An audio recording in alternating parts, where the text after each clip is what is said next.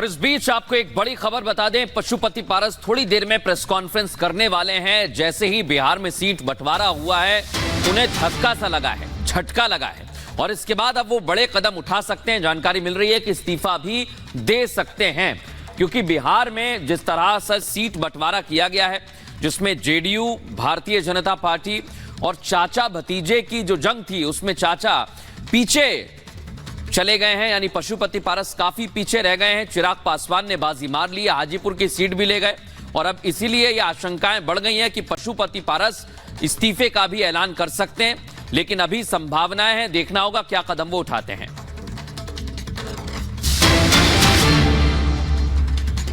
चले उस बीच बड़ी खबर अपने दर्शकों को बता दें। दरअसल पशुपति पारस पर नीरज कुमार बोले हैं कि ये बीजेपी पशुपति के बीच का मामला है। बीजेपी सहयोगी दलों से बातचीत कर रही है, उसमें नीतीश की कोई भूमिका नहीं है।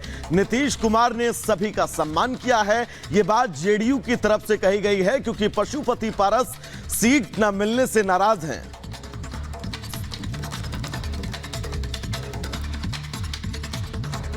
भारतीय जनता पार्टी के केंद्रीय नेतृत्व घटक दलों से संवाद कर रहा था, इसमें जनता दलियों की कोई भूमिका नहीं थी। अब भारतीय जनता पार्टी के केंद्रीय नेतृत्व ने एहसास किया, लोजपा के राष्ट्रीय अध्यक्ष चिराग पासवान जी से समझौता किया। अब पारस जी का क्या फैसला है, पारस जी किस निमित्त जा रहे हैं, वो ही बता सकते हैं। अब उनको फैसला लेना है, वो क्या करेंगे, ये भारतीय जनता पार्टी और उनके बीच का मसला है। अगली बड़ी खबर आपको बता दें, पशुपति पारस पर आरजेडी के शक्ति यादव का बयान, बीजेपी ने पारस के साथ अन्याय किया, अवसरवादी राजनीति को जवाब मिलेगा, बिहार में महागठबंधन को बड़ी सफलता मिलेगी। क्या कुछ कहा शक्ति यादव ने, आपको सुनवाते हैं।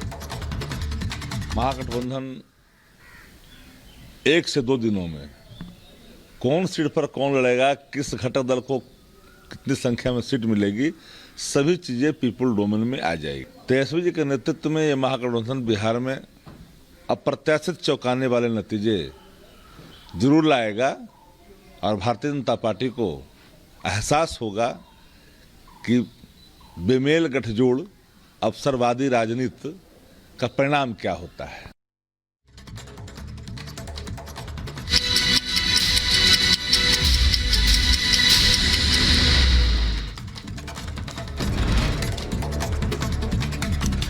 दिल्ली शराब घोटाले मामले में बीआरएस नेता के कविता को राहत नहीं, सुप्रीम कोर्ट ने खारिज की याचिका।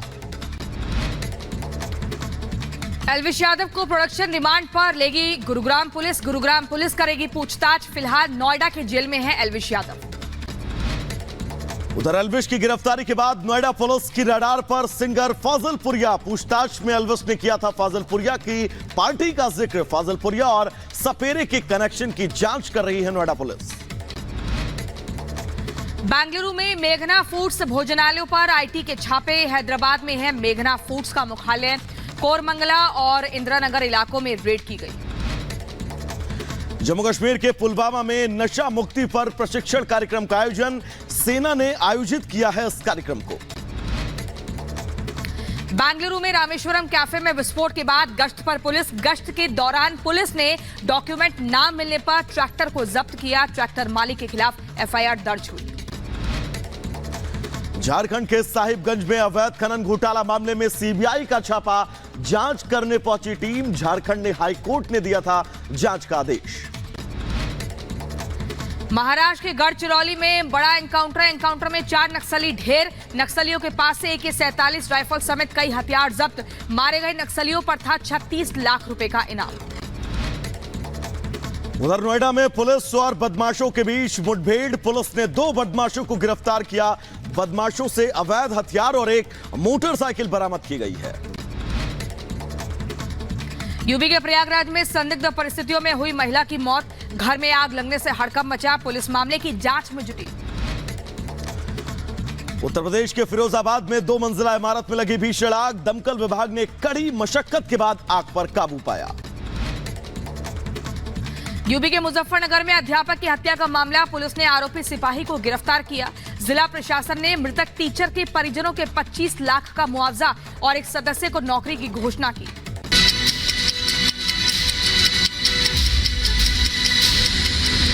तो सीधा तस्वीरें प्रधानमंत्री नरेंद्र मोदी के दक्षिण मिशन की। प्रधानमंत्री इस वक्त केरल में मौजूद हैं और रोड शो में उमड़ी भीड़ को देखकर आप प्रधानमंत्री की लोकप्रियता का दक्षिण में बहुत साफ स्पष्ट अंदाजा लगा सकते हैं। जिस शक्ति के बारे में प्रधानमंत्री मंचों से जिक्र करते नजर आ रहे हैं, जिस शक्ति को लेकर प्रधानमंत्री ये कहते नजर आ रहे हैं कि शक्ति उनके साथ है और वो शक्ति के साथ शक्ति के लिए लड़ते रहेंगे, और प्रधानमंत्री नरेंद्र मोदी का केरल के पलक्कड़ की सरजमी पर यह शक्ति प्रदर्शन ये दर्शाने, बताने, जताने के लिए काफी है कि जिस शक्ति प्रदर्शन का हम जिक्र कर रहे हैं, जिस शक्ति के साथ होने का प्रधानमंत्री मंचों से जिक्र कर रहे हैं, वो शक्ति प्रदर्शन के जरिए आप समझ सकते हैं। बिल्कुल, तस्वीरें आप देख रहे हैं और यहां पर देखिए केरल में प्रधानमंत्री नरेंद्र मोदी की मौजूदगी इस समय, और यहां पर रोड शो चल रहा है। ये लंबा रोड शो आप देखिए आसपास किस कदर हुजूम उमड़ा हुआ है। हाथ हिलाकर प्रधानमंत्री नरेंद्र मोदी का अभिवादन स्वीकार कर रहे हैं, मोदी मोदी के नारे लग रहे हैं, और ये दक्षिण में मोदी के नारों की गूंज आप सुन पा रहे हैं, जो सीधा तौर पर संकेत है कि अब दक्षिण की फिजा भी कुछ और कह रही है, किसी और दिशा में चल रही है। यहाँ पर देखिए फूलों की वर्षा लगातार हो रही है।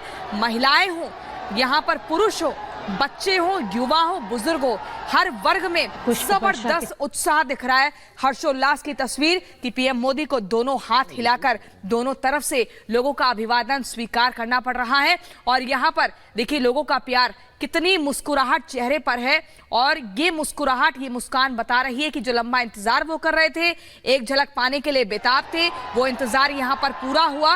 और दक्षिण से मोदी का मिशन 400 पार का जो हुंकार मोदी ने भरी है, वो ये हुजूम बता रहा है कि इसको पूरा होने में अब देर नहीं लगेगी, बहुत नजदीक है इसके मुद्दे। और बड़ी बात यही है, केरल का ये दौरा बड़ा खास है क्योंकि केरल की राजनीतिक फिजा बहुत कुछ कहती है, समीकरण अलग अलग हैं, और बीजेपी अभी तक वहां पर बहुत मुश्किल में रही है, लेकिन इस बार उसका ग्राफ बढ़े, इसी उम्मीद के साथ प्रधानमंत्री नरेंद्र मोदी और बीजेपी के कार्यकर्ता वहां पर जुटे हुए हैं।